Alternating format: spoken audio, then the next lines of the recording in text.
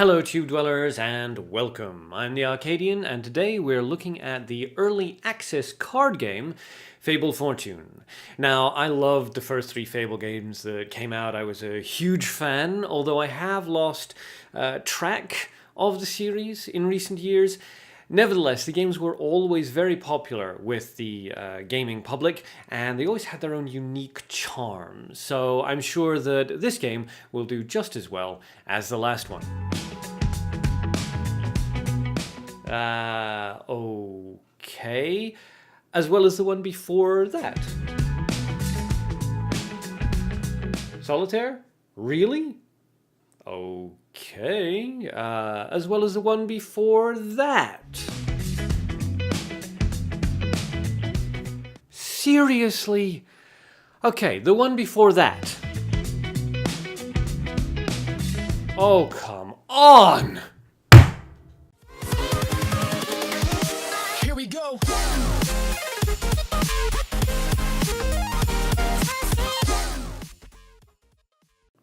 Quick note for all the boys and girls. When smashing your head into a desk for comedic effect, please make sure that there isn't still a fork from lunch lying on it. On with the show!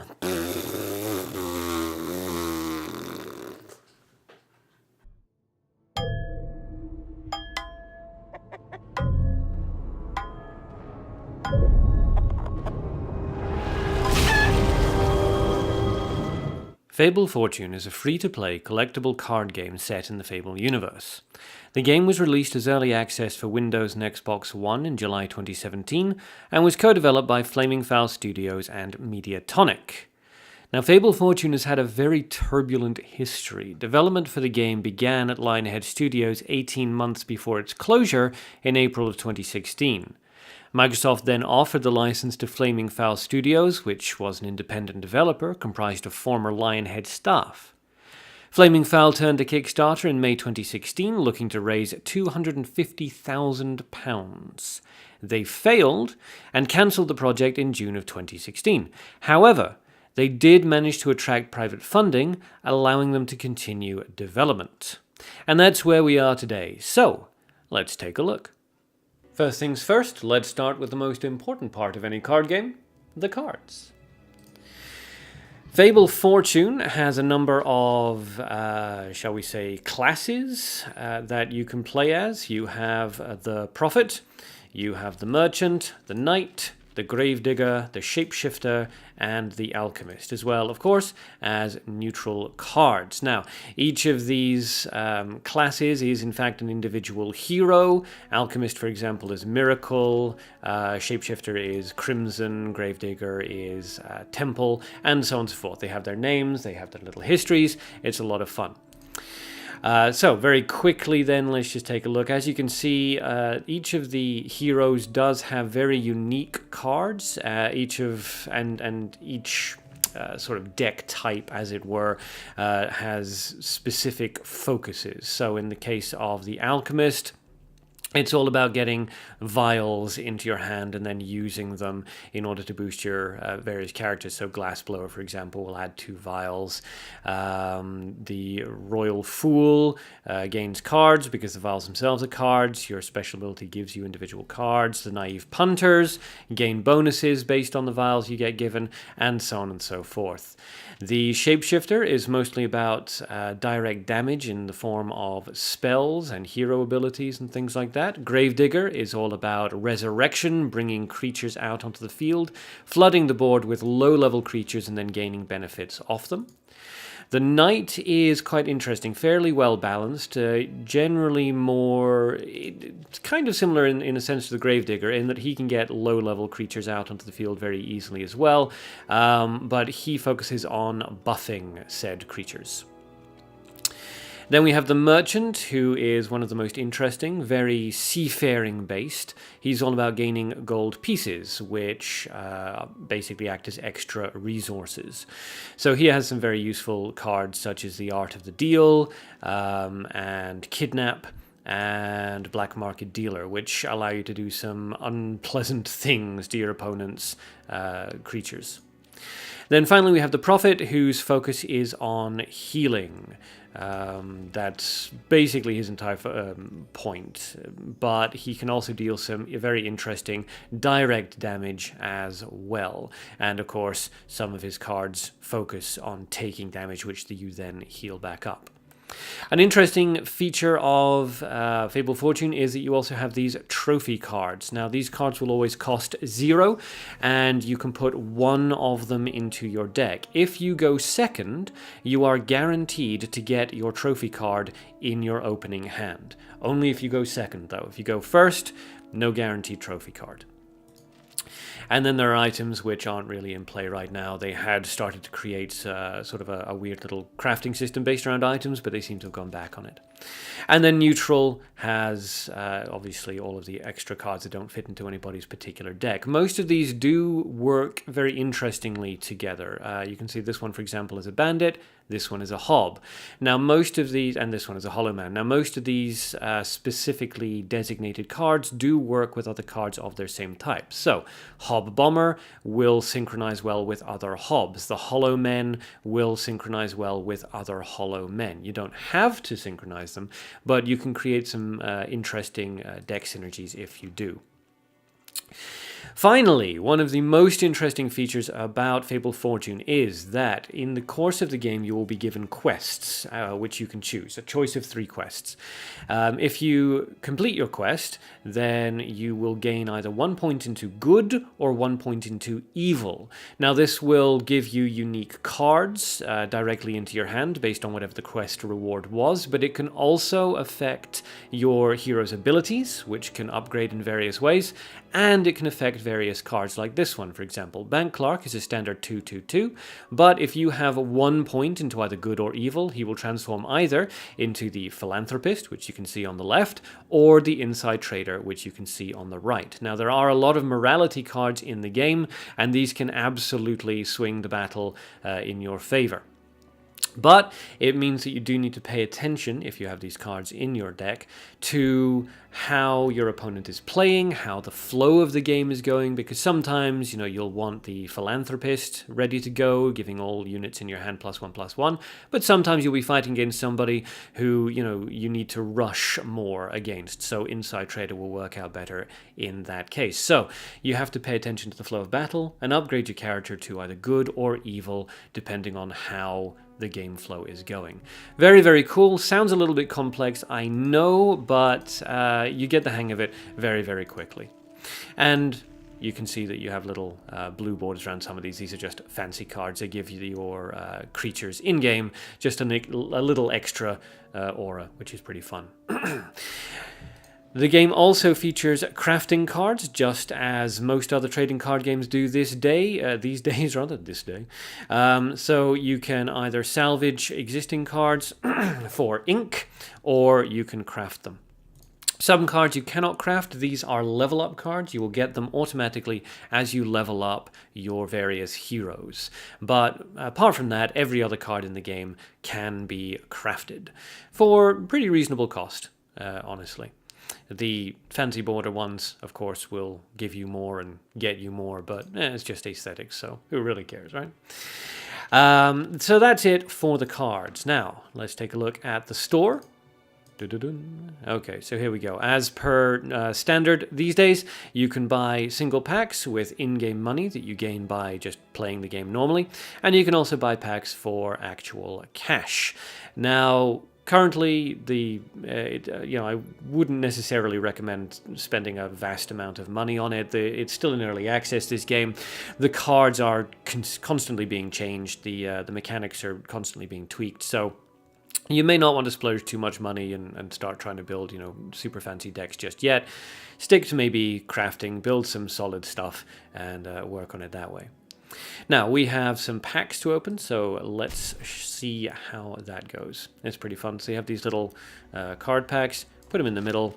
They go all 3D and funky, and then kaboom. Now, you're guaranteed to get at least one rare, and you can see what card you're going to pull by the color around it. So this is going to be a completely standard card. Ooh, that one's nice. That one's a golden card. Standard card and a purple card. So pretty good. Let's open these little ones first. The Abbot of Avo, a neutral card. Very nice. Safeguard, incidentally, is guard. You spend one of your resources to apply a guard to one of your creatures, and then your opponent cannot fight your hero or any other creatures until they've dealt with the safeguarded creature. So, as you can see here, when you safeguard onto this guy, heal your hero for 3. Safeguard onto this guy, heal this unit for 4. Very handy, very handy. Knighthood, which is a knight-specific card. Give a friendly unit +1 strength. And deflect. Deflect means that it will ignore the first incoming damage onto this card. You'll get a little shield icon where the health icon normally is, and your opponent will strike into that. The shield will disappear, and then the creature is ready to be attacked and killed. Big Pig, another knight card. Again, you can see here, it's a morality card. You transform this unit. This is actually a very, very good card. Yeah, if you pick that up, be happy about that. And finally, the big golden card is the Blood Augur. After this unit deals damage to your opponent, draw a card, neutral, and you can see it's banded as well, so you can build that into a banded deck. All right, we won't open the rest of them. Maybe I'll have like a big card opening at some point. We'll see. Next up is the play function. Now this is really, really cool. I really like this. So for starters, of course, you have training where you just play against either a normal or a hard AI. Very good for just testing out your decks. The AI isn't anything super special, but it does still let you identify any gaping holes that you may have gone unnoticed. Then you have the PvP season Rosewood right now. Now, when you go into here, you can see that you need a certain number of medals to get to the next league, and each league gives you a certain reward. So that will be money. More money, you can click on it and see 125 silver. If I get up to here, for example, 25 medals will get me an extra card pack, and so on and so forth, all the way up to, well, you can also get unique cards as well, Epic Shaman, or Redcap Shaman, sorry. All the way up to 100 medals where you'll get another epic card. Now, of course, you can still craft these if you want to, but this just gives you a nice, easy way of getting it without having to spend ink. Now, I've played a little bit so far. You can see I've managed to get myself up into League 3. So far as I can tell, thus far, you gain 1 medal for losing, 2 medals for drawing, and 3 medals for winning. So far, I have not lost any medals for losing. Although, if you disconnect, unplug your internet connection in the hopes that it won't count as a loss, or if you're just unfortunate and your internet happens to drop, then you will lose a medal that way. So be aware of that. If you're the kind of person who rage quits, just do it properly. Concede properly. Don't just turn the game off. That'll hurt you. Here, each PvP sort of season, as it were, has unique quests that you choose at the beginning and every time you complete one. So play 2 damaging spells, summon 1 unit with gold cost 6 or more, or use your hero power 4 times. Pick based on the kind of deck you're running and the kind of hero that you're using. Alright, so that's pretty cool, but fairly standard. It's the co-op challenge that has really just... I'm absolutely loving this mode. So what this means is that you have a boss. You're not fighting against another player. You're actually fighting with another player against an AI boss. In this case, the Lady of Rosewood. And again, as with all of these things, if you can get 18 seals, then you get these... special cards that the Lady of Rosewood, the boss, is actually going to be using. Now, it's quite interesting the way this works. You can either invite a friend, and both of you can fight side by side, or you can find a random ally in the game, which is, obviously just matchmaking. Now, the way that it works is you have easy, normal, and hard. If you complete easy, then you get the first medal. If you complete normal, then you get the second medal. If you complete hard, you get the third medal. And that is for each of the characters. So the alchemist can gain 3 medals, merchant can gain 3 medals, and so on and so forth. So if you want to reach 18 seals, you're going to have to get 18 medals, which, as you can see, not very easy, but a lot of fun. So, given that this is my favorite mode, and it does give a good idea of how PvP, well, in this case, not really PvP, PvE, but you're with a friend. It gives you an idea of how the game rolls. We're going to jump in on easy, and let's use Profit. shall we? We're going to use the standard prophet deck. So the prophet's name is Sand. He has his little description here, which is very cool. His strengths are healing and increasing health. His unique hero power allows you to heal a character for 2. And here's the deck that they start you out with. So, without further ado, let's click on play. Whoops, get the prophet back. Let's click on play and jump into a match. Okay, let's make a start here. So, our ally is using Merchant. We picked up a not really great cards. We're going to use the summon 1 unit with gold cost 6 or more quest, because I've got a few 6 cost cards in here. I can keep one of them when I mulligan. So let's get rid of the others. Always try to get rid of anything that's higher than 3 gold. So that's not bad. 2 2s, 2 3s, and a 6. We're ready to go with our quest. Now, it looks like our ally has gone for the damaging spells quest, which with Merchant is not generally a brilliant idea, honestly speaking. He does have a couple of damaging spells in there, Broadside being the main one, but by and large not brilliant. So, Jar of Leeches means we're going second. And yeah, not a damaging spell in his hand. So that's quite unfortunate, and he's pulled 2, 3, 4, 4, and 5. Our opponent brings out a red cap stabber, which can very quickly accelerate. So let's see what he's got in his hand. Probably what he wants to drop is the nymph. Probably. And he does drop it. Good. Okay, that's excellent. So that'll put one of his cards. We can't see which one, but it'll make one of his cards into a 4/4/4. So let's see. Just waiting for him to end his turn.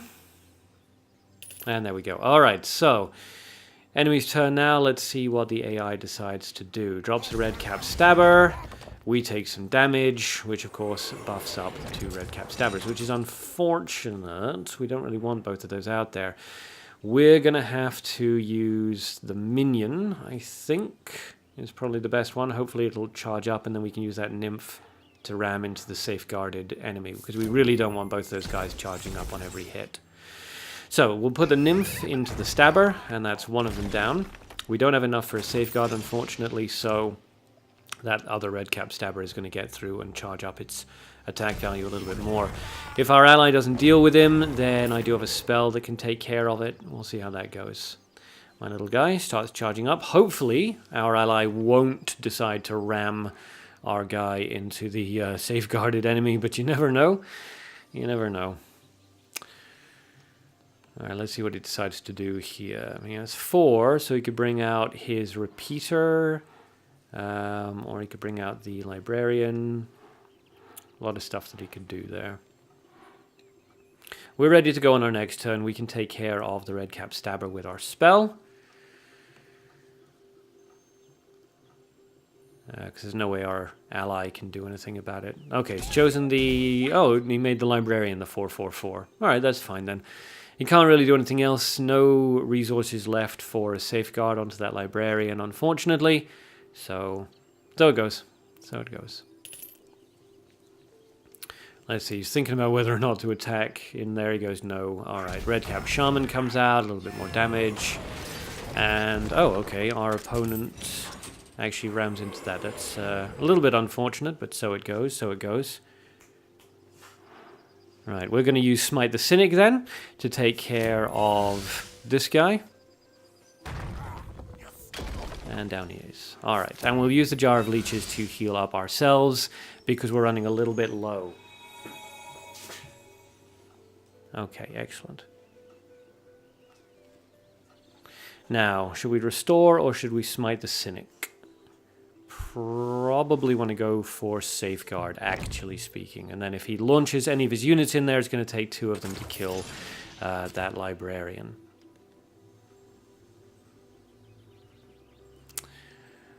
Alright, red cap lobber comes out, a couple of damages onto us. Fortunately, the stabber no longer exists, so there's nobody on the field that's going to get a boost off that. And the rose-white cager comes out, which is quite good. Because if we can kill it, it puts a friendly unit onto our side of the field. Alright, so he did take 2 of his units to kill one of ours. Absolutely okay with that.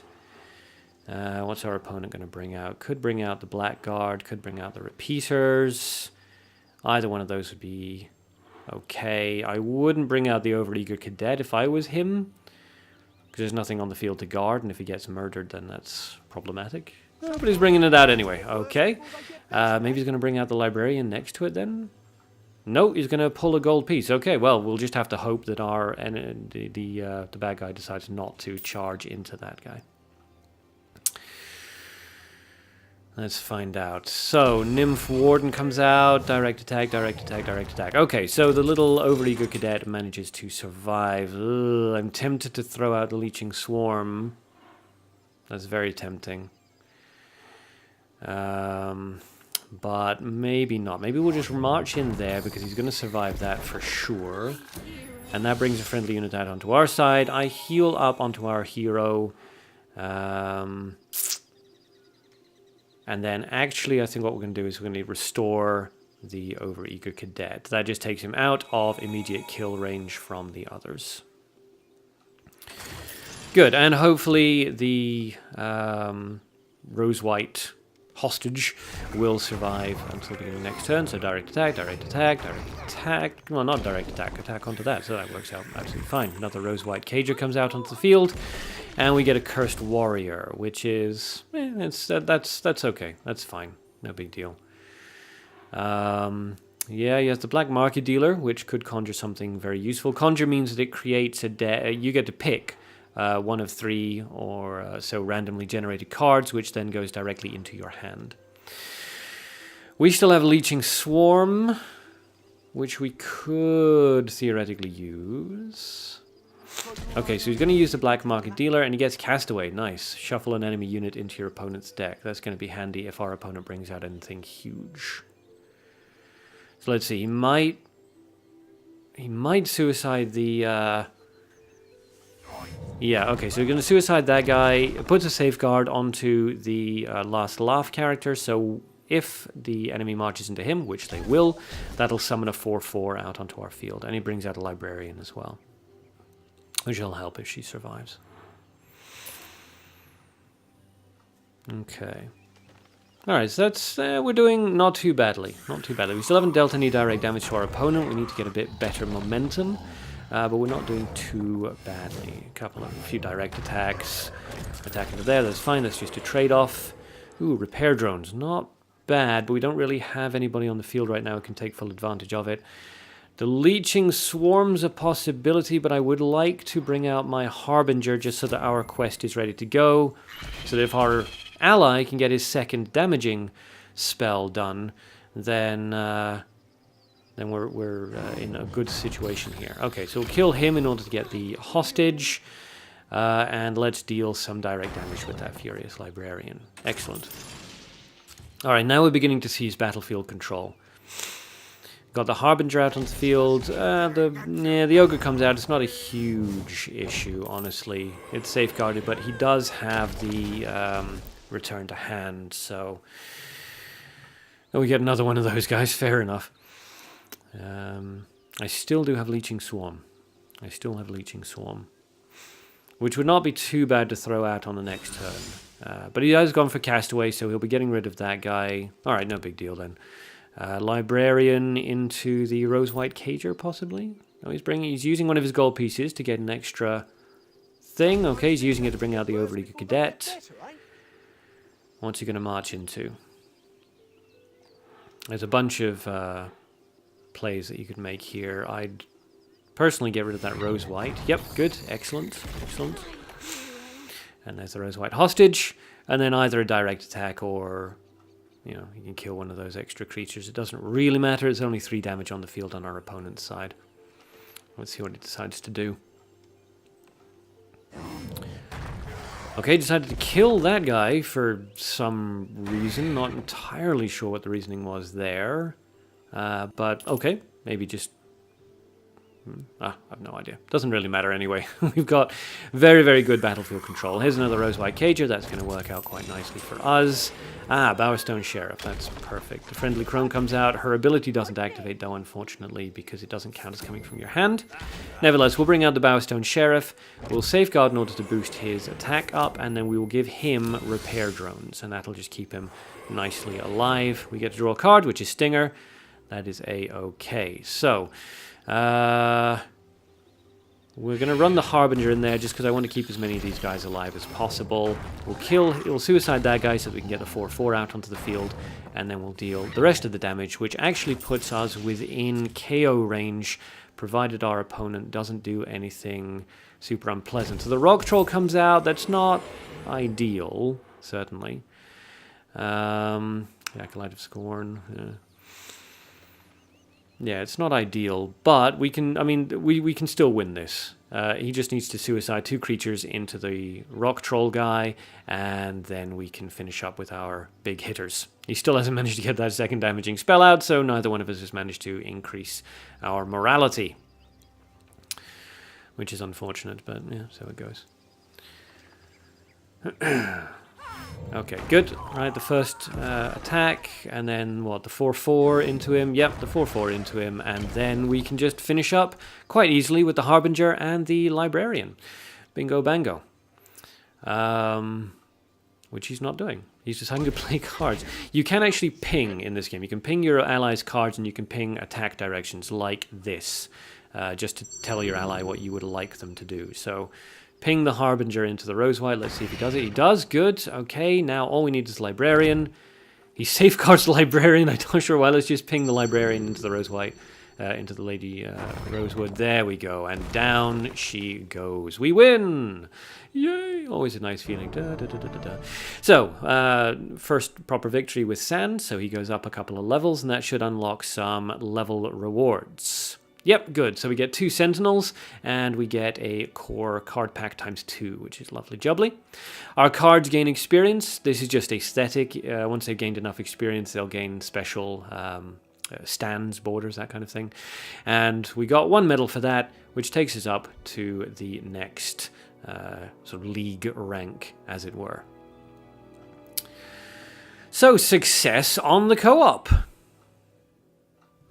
And that was Fable Fortune. I picked the game up a couple of days ago, and I must say I've been having way more fun with it than I honestly thought that I would. It's just got a lot of charm, and I do really like the co-op mechanics, the morality mechanics. I think that really does add this extra layer of strategy to the game that I'm really enjoying just trying to get to grips with.